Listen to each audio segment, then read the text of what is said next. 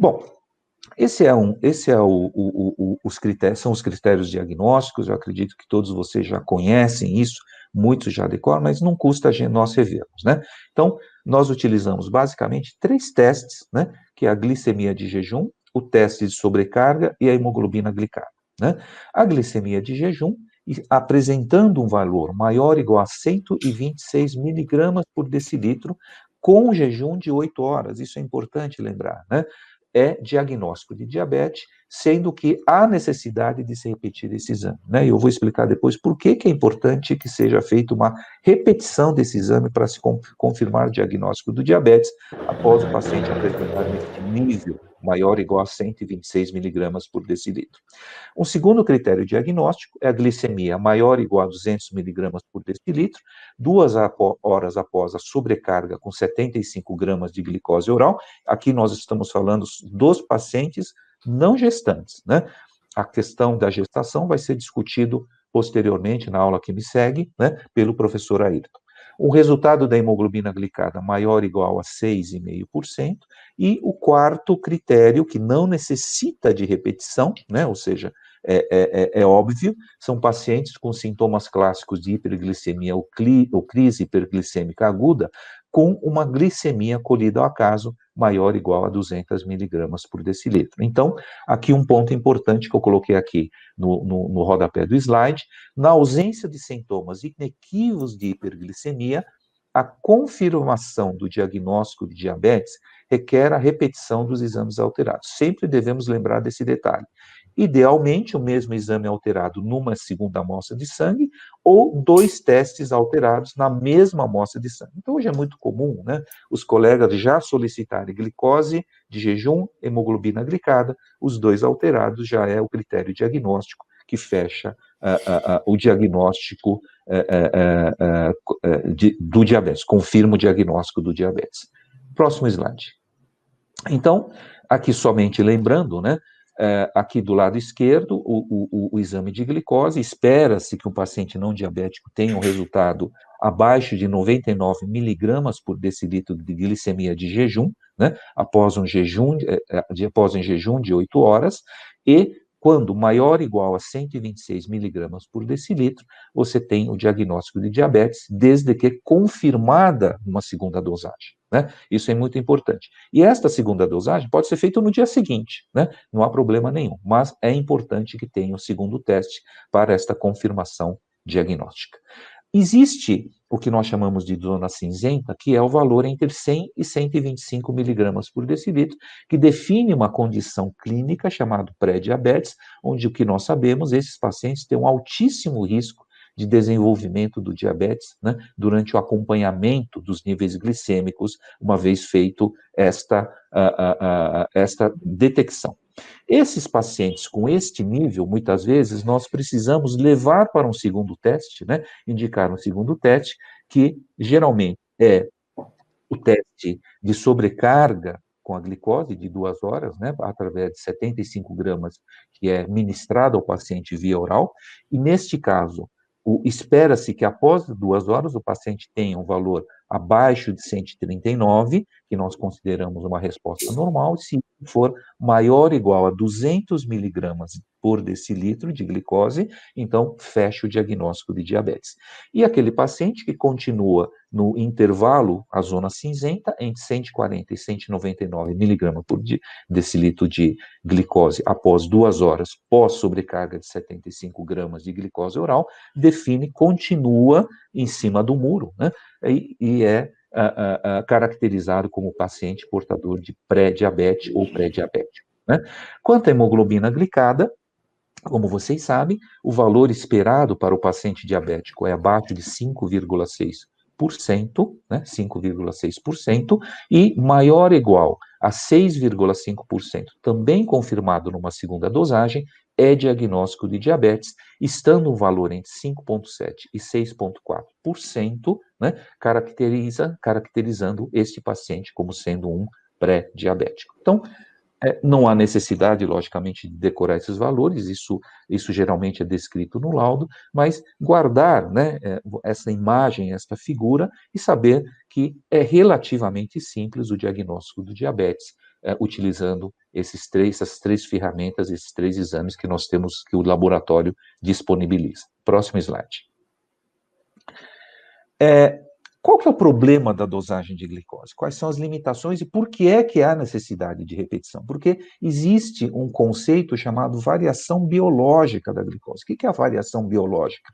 São variações que você tem fisiologicamente no organismo, isso aí depende de fatores pré-analíticos. O que são fatores pré-analíticos? Ou seja, não está relacionado com dieta, não está relacionado com prática de exercício, não está relacionado com questões ambientais.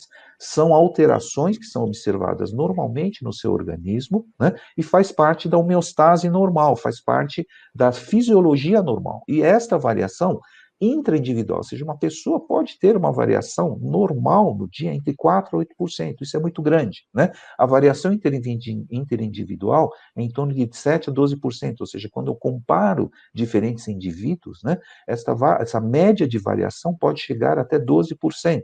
Por isso a importância de você repetir o exame, né? Ou seja, a glicose pode simplesmente alterar pela própria fisiologia orgânica, sem qualquer tipo de interferência externa.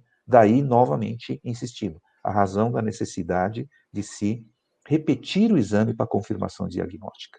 O glicosímetro ainda não é recomendado, né, para o diagnóstico, existe inclusive uma orientação aqui do NIH, né, porque devido à sua alta variabilidade. Um excelente exame para se fazer controle do paciente, né, para se utilizar nas campanhas para a detecção do diabetes, né, muito utilizado pelo professor Fádulo nas campanhas para se detectar a diabetes, mas, uma vez observada a alteração, há necessidade de repetir o exame no laboratório com 8 horas de jejum. Próximo slide. Bom, o teste de tolerância à glicose, que nós chamamos de GTT, teste de sobrecarga, né, sempre lembrar que há necessidade de um preparo desse paciente, né? É um teste bastante desconfortável, mas é um teste que ajuda muitas vezes a elucidar se o paciente de fato é diabético ou não, né? Principalmente naquelas situações onde você tem uma glicose no nível que não define se o paciente de fato tem diabetes, né? É importante lembrar, né, que a dieta para esses pacientes, há necessidade de uma dieta habitual, né, manter a dieta habitual, mas sem restrição a carboidratos, né, pelo menos 150 gramas ao dia, pelo menos nos 3 dias anteriores à realização do teste. Por que precisa fazer essa sobrecarga? Porque existem pacientes que têm vamos dizer, têm uma pequena quantidade de insulina armazenada, que muitas vezes, no pâncreas, que muitas vezes, numa sobrecarga de glicose, essa insulina é secretada e falseia o teste. E essa é a razão de por que tem que fazer essa dieta rica, né, em carboidratos 3 dias antes de fazer o exame, para tentar depletar essa pequena reserva insulínica e, com isso, não falsear o teste, né? O teste é realizado com 8 a 4 horas de jejum e, muito importante, não deve ser realizado em paciente hospitalizado. É um teste tipicamente ambulatorial. A dose é de 1,75 gramas de glicose por quilograma de peso, máximo de 75 gramas, isso tem que ser ministrado via oral, né, num intervalo máximo de 5 minutos, geralmente a dose de 50 a 100 gramas é usado para gestantes, e a coleta para o paciente não gestante é o jejum e após 2 horas, né? Para gestante existe a possibilidade de 2 ou 3 horas, isso também vai ser discutido na próxima apresentação. Lembrar que o método para a dosagem de glicose para o teste de sobrecarga é pelo método laboratorial e também ele tem um grande problema, baixa reprodutibilidade. Muitas vezes um teste alterado pode eventualmente dar normal e vice-versa numa repetição, e isso é um dos limitadores desse teste. Próximo slide. Bom, vamos falar da hemoglobina glicada, eu acho que esse é um ponto importante. A hemoglobina glicada, também conhecida como HbA1c ou simplesmente A1c, né? Ele é um exame muito importante para o controle glicêmico e um dado importante que esse exame me dá é que ele me informa o risco de desenvolvimento das complicações dos diabetes, tanto no diabetes tipo 1 como no tipo 2. E a partir de 2010, como vocês já viram anteriormente, ele é utilizado para o diagnóstico do diabetes. Próximo slide.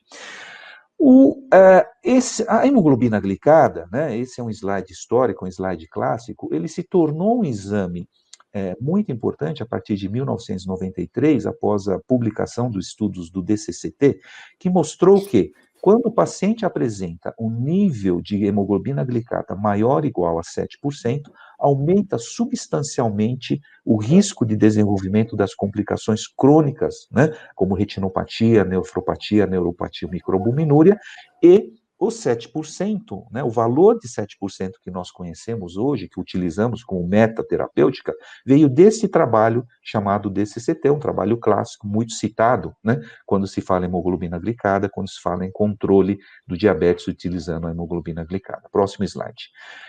Um segundo trabalho foi publicado em 98, também é histórico, chamado o KPDS, né, esse com diabetes tipo 2, o DCCT trabalhou com diabetes tipo 1, e verificou-se que a diminuição do nível de hemoglobina glicada em 1% diminuía substancialmente o risco desfecho de uma série de complicações relacionadas ao diabetes, né? Mostrando claramente nesse trabalho a importância da utilização da hemoglobina glicada, seja no controle do paciente diabético tipo 1, como no paciente diabético tipo 2. Próximo slide. Bom, o que nós sabemos sobre hemoglobina glicada na pandemia, né? Então, verificou-se que existe, de fato, uma associação entre nível de A1C e mortalidade em Covid-19 em ambos tipos de diabetes. E vejam que interessante um dado, né, dentre milhares outros que se encontram na literatura, no diabetes tipo 2, o risco era significativamente maior naqueles com A1C maior que 7,6 do que aqueles pacientes que apresentavam um controle adequado entre 6,5 e 7, né? E o aumento da mortalidade foi associado não apenas às complicações cardiovasculares e renais, mas também ao descontrole dos níveis glicêmicos e aqueles pacientes com obesidade, aqueles pacientes com índice de massa corpórea elevado. Próximo slide. Muito bom. O que é a hemoglobina glicada? A hemoglobina glicada nada mais é do que a ligação da glicose à hemoglobina A. E um dos pressupostos para nós valorizarmos o resultado da hemoglobina glicada é que o paciente tenha um perfil de hemoglobina normal do adulto. Qual que é o perfil normal do adulto de hemoglobina? A hemoglobina A é preponderante, 97%, e menor percentual em hemoglobina A2 e F. Ou seja, não tendo este perfil, você começa a ter dificuldades na interpretação do exame. E quais são essas dificuldades? Quando o paciente, por exemplo, apresenta o que nós chamamos de hemoglobina variante, como, por exemplo, a hemoglobina S, hemoglobina C, hemoglobina D, assim por diante. Nós vamos discutir isso na sequência. Próximo slide. A hemoglobina glicada consiste na ligação, né, da glicose na porção aminoterminal da hemoglobina A, onde está escrito aqui NH2, na cadeia beta da hemoglobina A, próximo slide, né? A glicose se liga nesse ponto, né? E ele forma o que nós chamamos de A1C, a hemoglobina glicada, que é o que nós dosamos no laboratório, né? Ele corresponde a aproximadamente 80% das hemoglobinas glicadas, porque existem outras substâncias, outros elementos que podem se ligar nessa mesma região, mas o que nós precisamos e dosamos no laboratório é aquele em que a porção aminoterminal da cadeia beta, aqui em amarelo, né, representada em amarelo, da hemoglobina A, está ligado à glicose. Próximo slide. Bom, qual que é a vantagem da hemoglobina glicada, né? É um índice que avalia a exposição a níveis elevados de glicose, risco de desenvolvimento de complicações crônicas. É um exame fabuloso. Por quê? Porque ele me dá muitas informações. Me faz o diagnóstico do diabetes, me permite avaliar o risco de desenvolvimento das complicações crônicas e me dá, inclusive, uma ideia do histórico evolutivo da glicose nos 2, 3 meses que antecederam a coleta, né? Tem uma baixa variabilidade biológica, diferente da glicose de jejum. Não necessita de jejum para ser coletado, né? Pode, portanto, ser coletado em qualquer horário do dia, não é afetado por perturbações agudas, como é o caso da glicose, como no estresse, moléstia aguda, e tem uma baixa variabilidade individual. Próximo slide. Bom, e quais são as limitações? A limitação é quando há presença das variantes de hemoglobina, né? Aqui no Brasil, mais conhecido, a anemia falciforme, nós vamos discutir daqui a pouco. Outra questão, qualquer condição em que aumente o turnover da hemácia. O que quer dizer isso? Quando você tem perda da hemácia, no caso de anemia, no caso de sangramento, hemorragia, pode acontecer problemas na interpretação. Lembrar que o valor da ONC aumenta com a idade, e um ponto importante que este realmente é um limitador. No acompanhamento do paciente diabético, a hemoglobina glicada, ele não consegue identificar aquelas alterações que você tem, né, agudos nos níveis glicêmicos durante o acompanhamento, muitas vezes detectado por aquele exame onde você faz o que nós chamamos de Holter de glicose, né, que é aquele monitoramento da glicose, é um exame muito comum que se faz hoje, e você percebe para alguns pacientes com variações muito grandes de glicose que tem níveis de hemoglobina glicada baixa. Então, esse é um dos problemas que a hemoglobina glicada não consegue detectar. Próximo slide. Bom, como é que se dosa a hemoglobina glicada?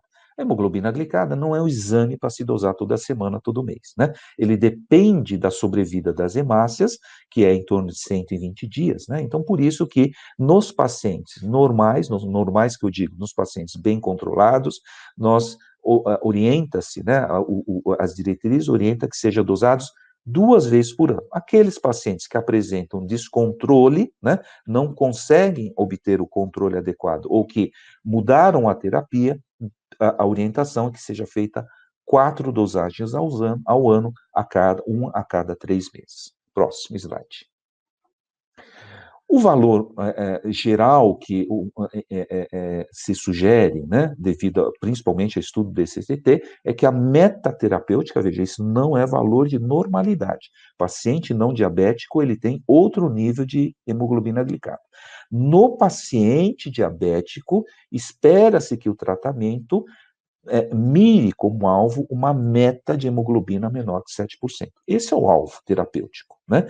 Agora, naqueles pacientes em que você pode ser um pouquinho mais intempestivo, no sentido de trabalhar com o nível de hemoglobina glicada menor, pode-se trabalhar com nível menor que 6,5, desde que não haja, que não se induza eventos de hipoglicemia, e níveis menor que 8% podem ser adotados naqueles pacientes que têm histórico de hipoglicemia, aqueles pacientes mais idosos, que têm uma limitação, né? Já tem uma sobrevida mais limitada, que já apresenta complicações macrovasculares e comorbidades associadas.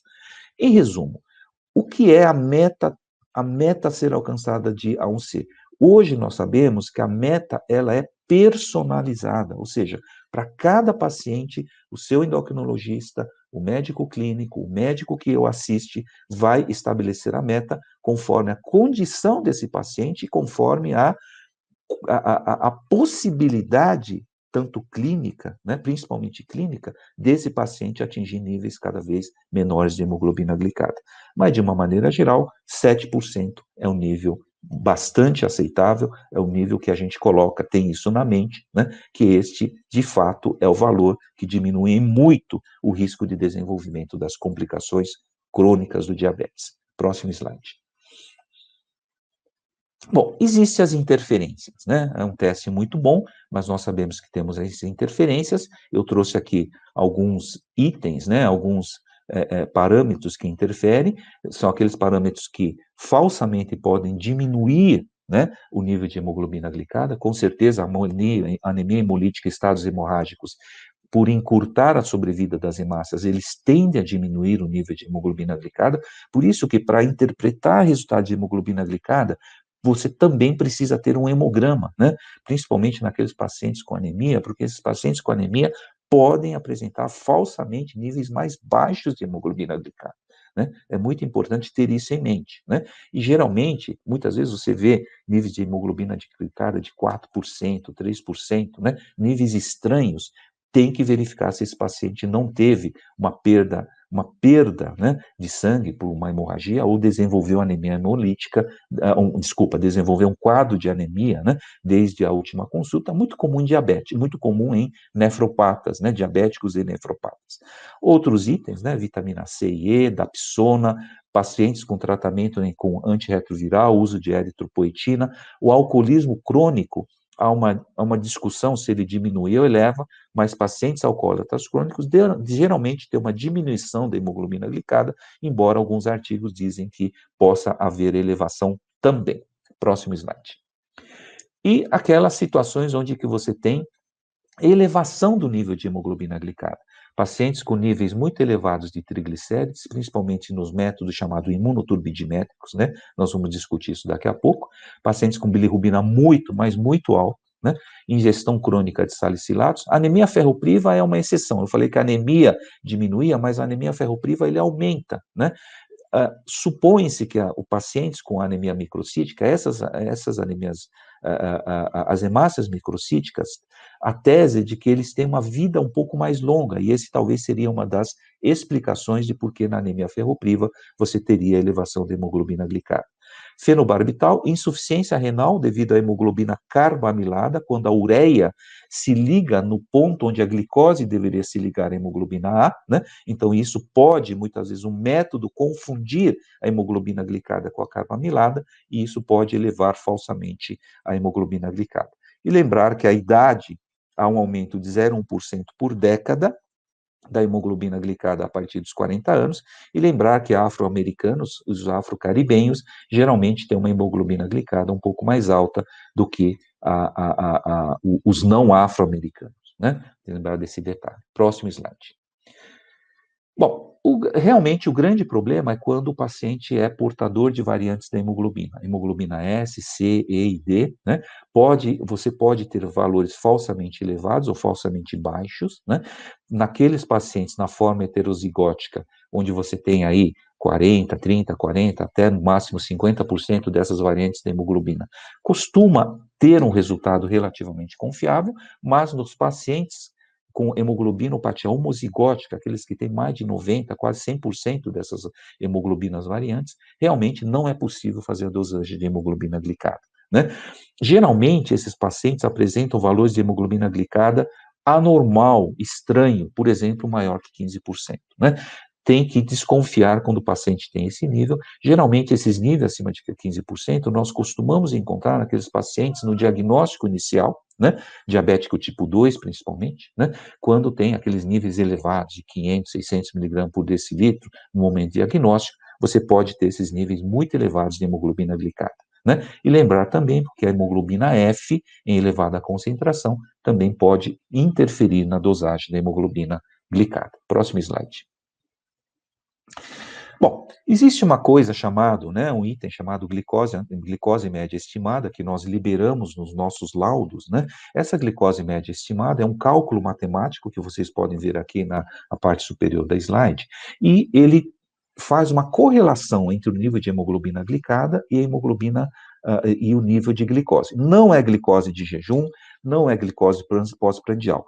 É um número que simplesmente diz o seguinte: se tivesse um valor de glicose que melhor representaria o nível de hemoglobina glicada, seria a glicose média estimada obtida por cálculo, né?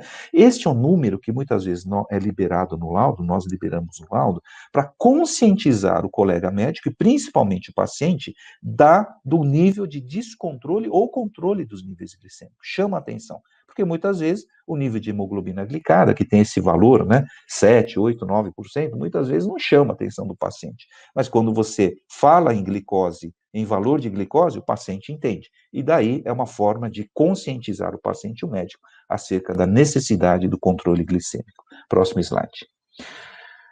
Os métodos, nós temos aqui hoje vários métodos, né? O método mais conhecido por vocês, o HPLC, é que o HPLC é famoso porque ele foi usado naqueles estudos que validaram o uso da hemoglobina glicada. Mas todos esses métodos hoje, eles são válidos, né? São fidedignos, desde que seja certificado pelo NGSP. Próximo slide, né? O que é o NGSP? O NGSP que nós escrevemos no laudo é uma entidade, né, que a atividade coordenada pelo ADA, que ele padronizou os métodos, né, ele harmonizou, ou seja, todos os métodos certificados pelo NGSP, eles dão valores semelhantes de hemoglobina glicada, e este hemoglobina glicada é rastreável ao estudo DCCT. Significa o quê? Se você está utilizando o resultado de hemoglobina glicada, né, hemoglobina glicada por um método certificado por NGSP, você pode usar o valor de 7% como meta, você pode usar o valor maior ou igual a 6,5% para fins diagnósticos. É essa a questão, né? Então, toda a dosagem de hemoglobina glicada, você precisa ver no laudo se ele está escrito lá, método certificado pelo NGSP. Hoje, no Brasil, praticamente todos os laboratórios utilizam esses métodos certificados pelo NGSP, que significa National Glycohemoglobin Standardization Program, uma entidade, né, que cujas atividades também têm a coordenação da Associação Americana de Diabetes. Próximo slide. Muito bom. Rapidamente, já acabando, falando sobre frutosamina e albumina glicada, né? A frutosamina, né, que sempre me pergunta, é o nome genérico das proteínas plasmáticas glicadas, né? A proteína, ele tem uma média, uma meia-vida de 2 a 3 semanas e, portanto, supõe-se que a dosagem da frutosamina, ele me refletiria o controle glicêmico a curto prazo. Esse é um grande problema da hemoglobina glicada. Ele não permite o controle a curto prazo. O controle que a hemoglobina glicada me dá é de 2 a 3 meses. E muitas vezes o médico, o paciente, ele precisa de uma resposta mais rápida, né? E esta resposta talvez poderia ser dada pela frutosamina ou as glicoses, né? Pelo controle glicêmico diário, através do uso de glicosímetro, por exemplo, né? E muitas vezes pode ser um exame útil no diabetes gestacional, né? Nas modificações terapêuticas, naqueles pacientes que não se pode dosar hemoglobina glicada devido à presença de hemoglobinas variantes, né? Seria uma saída. Ela é inválida naqueles pacientes com síndrome nefrótica ou cirrose, quando a albumina estiver abaixo de 3 gramas por decilitro, só que ele tem um grande problema, que é o grande problema da frutosamina. É muito instável. Se você tem um processo inflamatório, se você tem uma resposta em que há formação de proteínas de fase aguda, né, vai alterar a frutosamina glicada, não por causa de descompensação diabética, mas por causa da formação de proteínas em função daquele processo inflamatório infeccioso, né? Uma das saídas que o laboratório preconizou é a dosagem específica da albumina glicada, que seria a maior fração glicada da frutosamina, aí dosaria especificamente a albumina.